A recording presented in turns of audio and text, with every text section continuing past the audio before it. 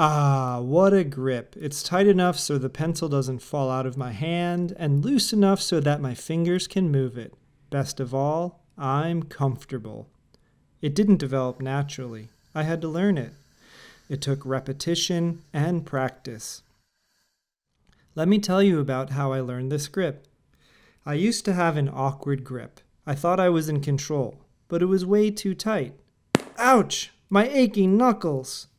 Then I tried the standard grip. I hold the pencil with my thumb and index finger. The pencil rests on my middle finger.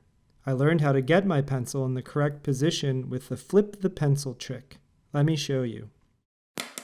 Place the pencil on a table, pinch the pencil with your thumb and index finger. Lift it up and flip it around until the eraser points back towards your shoulder. Voila, the standard grip. I also did pencil pickups. I pick up my pencil, make sure I'm holding it correctly, and then I drop it. And then I pick it up again, make sure I'm holding it correctly, and then I drop it again. I did pencil pickups lots of times. I had fun with my new grip. I scribbled, wrote my name, practiced writing, and eventually it became my regular grip. What a grip. One more thing, we're all made differently, so if the standard grip doesn't work for you, then you can try an alternate grip. Here's one. Hold the pencil with the thumb and both the index and middle finger. The pencil rests on the ring finger.